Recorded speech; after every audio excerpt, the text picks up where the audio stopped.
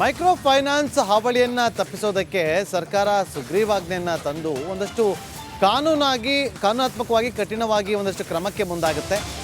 ಆದರೆ ಇದರ ಮೇಲೆ ಯಾವುದೇ ರೀತಿಯಾದಂಥ ಭಯ ಇಲ್ಲದೆ ಅವರು ಕಾನೂನು ಸಮರಕ್ಕೆ ಮುಂದಾಗ್ತಿದ್ದಾರೆ. ಸೊ ಮೈಕ್ರೋ ಫೈನಾನ್ಸ್ನ ಕ್ರಮ ಇನ್ನೂ ತಡವಾಗುತ್ತೆ. ಸರ್ಕಾರಕ್ಕೆ ಫೈನಾನ್ಸ್ ಕಂಪನಿಗಳ ನಡೆಯ ಬಗ್ಗೆನೇ ಟೆನ್ಷನ್ ಶುರುವಾಗಿದೆ. ಬಿಲ್ ಜಾರಿ ಆದರೆ ಕೋರ್ಟ್ಗೆ ಹೋಗೋದಕ್ಕೆ ಫೈನಾನ್ಸ್ ಪ್ಲಾನನ್ನು ಮಾಡ್ಕೊಂಡಿದ್ಯಂತೆ. ಕೋರ್ಟ್ ಮೆಟ್ಟಿಲೇರಲು ಬಡ್ಡಿ ದಂಧೆಕೋರರು ಒಂದಷ್ಟು ತಂತ್ರವನ್ನು ಮಾಡಿಕೊಂಡಿದ್ದಾರೆ. ರಿಪಬ್ಲಿಕ್ ಕನ್ನಡಕ್ಕೆ ಸರ್ಕಾರದ ಉನ್ನತ ಮೂಲಗಳಿಂದ ಸಿಕ್ಕಿರುವಂಥ ಮಾಹಿತಿ. ಹಾಗಾದರೆ ರಾಜ್ಯದಲ್ಲಿ ಧನದಾಹಿಗಳಿಗೆ ಬ್ರೇಕ್ ಬೀಳಲ್ವಾ? ಮೈಕ್ರೋ ಫೈನಾನ್ಸ್ಗೆ ಸರ್ಕಾರದಿಂದ ಮೂಗುದಾರ ಬೀಳೋದು ಯಾವಾಗ? ಶೀಘ್ರದಲ್ಲೇ ಕಾನೂನು ಜಾರಿಯನ್ನು ಮಾಡ್ತೀವಿ ಅಂತ ಹೇಳ್ತಾರೆ. ಮೈಸೂರಲ್ಲಿ ಸಿಎಂ ಸಿದ್ದರಾಮಯ್ಯ ಅವರು ಹೇಳಿಕೆಯನ್ನು ಕೊಟ್ಟಿದ್ದಾರೆ.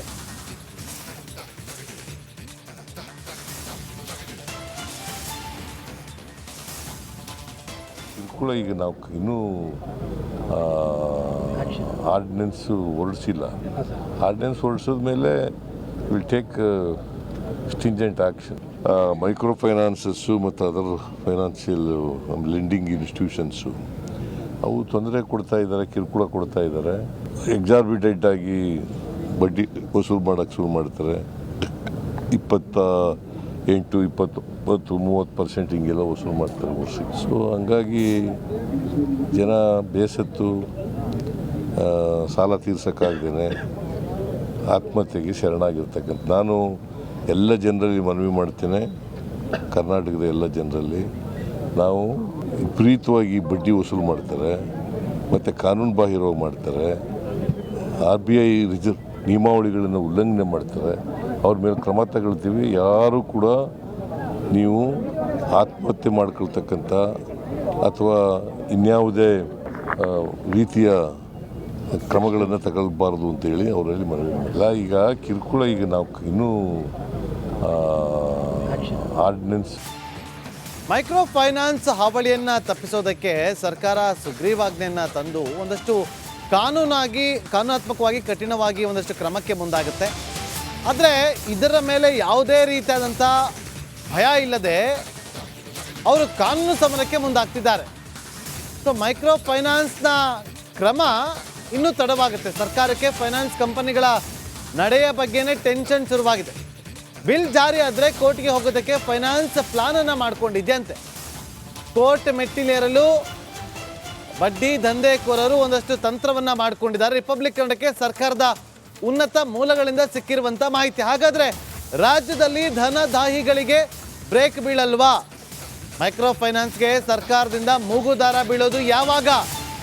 ಶೀಘ್ರದಲ್ಲೇ ಕಾನೂನು ಜಾರಿಯನ್ನು ಮಾಡ್ತೀವಿ ಅಂತ ಹೇಳ್ತಾರೆ. ಮೈಸೂರಲ್ಲಿ ಸಿಎಂ ಸಿದ್ದರಾಮಯ್ಯ ಅವರು ಹೇಳಿಕೆಯನ್ನು ಕೊಟ್ಟಿದ್ದಾರೆ.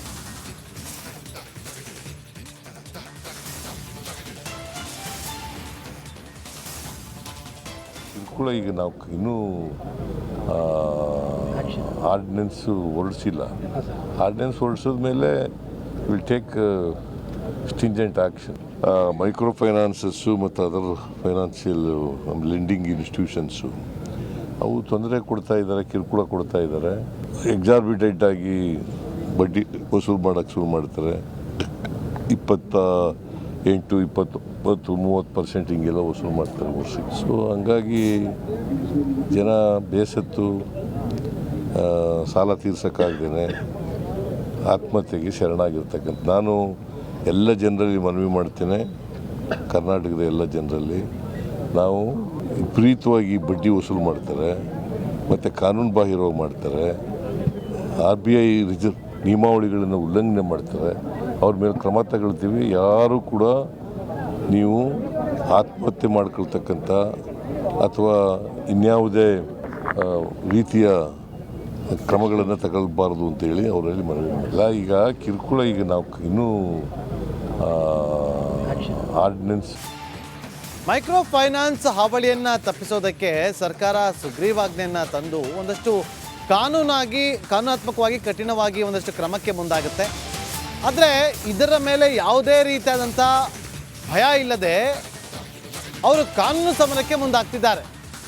ಸೊ ಮೈಕ್ರೋ ಫೈನಾನ್ಸ್ನ ಕ್ರಮ ಇನ್ನೂ ತಡವಾಗುತ್ತೆ. ಸರ್ಕಾರಕ್ಕೆ ಫೈನಾನ್ಸ್ ಕಂಪನಿಗಳ ನಡೆಯ ಬಗ್ಗೆನೇ ಟೆನ್ಷನ್ ಶುರುವಾಗಿದೆ.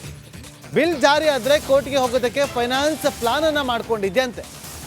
ಕೋರ್ಟ್ ಮೆಟ್ಟಿಲೇರಲು ಬಡ್ಡಿ ದಂಧೆಕೋರರು ಒಂದಷ್ಟು ತಂತ್ರವನ್ನ ಮಾಡಿಕೊಂಡಿದ್ದಾರೆ. ರಿಪಬ್ಲಿಕ್ ಕನ್ನಡಕ್ಕೆ ಸರ್ಕಾರದ ಉನ್ನತ ಮೂಲಗಳಿಂದ ಸಿಕ್ಕಿರುವಂತ ಮಾಹಿತಿ. ಹಾಗಾದ್ರೆ ರಾಜ್ಯದಲ್ಲಿ ಧನದಾಹಿಗಳಿಗೆ ಬ್ರೇಕ್ ಬೀಳಲ್ವಾ?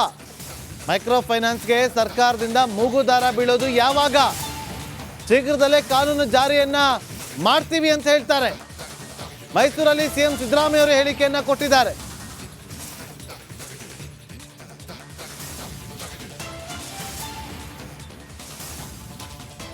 ಕೂಡ ಈಗ ನಾವು ಇನ್ನೂ ಆರ್ಡಿನೆನ್ಸು ಹೊರಡಿಸಿಲ್ಲ. ಆರ್ಡಿನೆನ್ಸ್ ಹೊರಡಿಸಿದ ಮೇಲೆ will take stringent action. Micro ಫೈನಾನ್ಸಸ್ಸು ಮತ್ತು ಅದರ್ ಫೈನಾನ್ಷಿಯಲ್ ಲೆಂಡಿಂಗ್ ಇನ್ಸ್ಟಿಟ್ಯೂಷನ್ಸು ಅವು ತೊಂದರೆ ಕೊಡ್ತಾ ಇದ್ದಾರೆ, ಕಿರುಕುಳ ಕೊಡ್ತಾ ಇದ್ದಾರೆ. ಎಕ್ಸಾರ್ಬಿಟೆಂಟ್ ಆಗಿ ಬಡ್ಡಿ ವಸೂಲು ಮಾಡೋಕ್ಕೆ ಶುರು ಮಾಡ್ತಾರೆ. 28, 20, 30% ಹಿಂಗೆಲ್ಲ ವಸೂಲು ಮಾಡ್ತಾರೆ ವರ್ಷಕ್ಕೆ. ಸೊ ಹಂಗಾಗಿ ಜನ ಬೇಸತ್ತು ಸಾಲ ತೀರ್ಸೋಕ್ಕಾಗ್ದೇ ಆತ್ಮಹತ್ಯೆಗೆ ಶರಣಾಗಿರ್ತಕ್ಕಂಥ ನಾನು ಎಲ್ಲ ಜನರಲ್ಲಿ ಮನವಿ ಮಾಡ್ತೇನೆ. ಕರ್ನಾಟಕದ ಎಲ್ಲ ಜನರಲ್ಲಿ ನಾವು ವಿಪರೀತವಾಗಿ ಬಡ್ಡಿ ವಸೂಲು ಮಾಡ್ತಾರೆ ಮತ್ತು ಕಾನೂನು ಬಾಹಿರವಾಗಿ ಮಾಡ್ತಾರೆ. RBI ನಿಯಮಾವಳಿಗಳನ್ನು ಉಲ್ಲಂಘನೆ ಮಾಡ್ತಾರೆ. ಅವ್ರ ಮೇಲೆ ಕ್ರಮ ತಗೊಳ್ತೀವಿ. ಯಾರೂ ಕೂಡ ನೀವು ಆತ್ಮಹತ್ಯೆ ಮಾಡ್ಕೊಳ್ತಕ್ಕಂಥ ಅಥವಾ ಇನ್ಯಾವುದೇ ರೀತಿಯ ಕ್ರಮಗಳನ್ನು ತಗೊಳ್ಬಾರ್ದು ಅಂತೇಳಿ ಅವರಲ್ಲಿ ಮನವಿ ಮಾಡಿಲ್ಲ. ಈಗ ಕಿರುಕುಳ ಈಗ ನಾವು ಇನ್ನೂ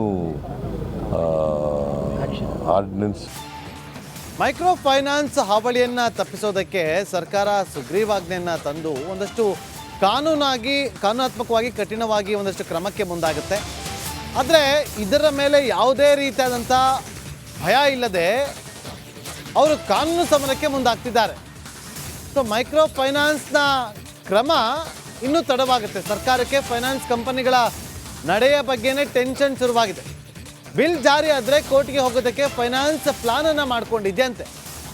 ಕೋರ್ಟ್ ಮೆಟ್ಟಿಲೇರಲು ಬಡ್ಡಿ ದಂಧೆಕೋರರು ಒಂದಷ್ಟು ತಂತ್ರವನ್ನ ಮಾಡಿಕೊಂಡಿದ್ದಾರೆ. ರಿಪಬ್ಲಿಕ್ ಕನ್ನಡಕ್ಕೆ ಸರ್ಕಾರದ ಉನ್ನತ ಮೂಲಗಳಿಂದ ಸಿಕ್ಕಿರುವಂತ ಮಾಹಿತಿ. ಹಾಗಾದ್ರೆ ರಾಜ್ಯದಲ್ಲಿ ಧನದಾಹಿಗಳಿಗೆ ಬ್ರೇಕ್ ಬೀಳಲ್ವಾ? ಮೈಕ್ರೋ ಫೈನಾನ್ಸ್ಗೆ ಸರ್ಕಾರದಿಂದ ಮೂಗುದಾರ ಬೀಳೋದು ಯಾವಾಗ? ಶೀಘ್ರದಲ್ಲೇ ಕಾನೂನು ಜಾರಿಯನ್ನ ಮಾಡ್ತೀವಿ ಅಂತ ಹೇಳ್ತಾರೆ. ಮೈಸೂರಲ್ಲಿ ಸಿಎಂ ಸಿದ್ದರಾಮಯ್ಯ ಅವರು ಹೇಳಿಕೆಯನ್ನ ಕೊಟ್ಟಿದ್ದಾರೆ.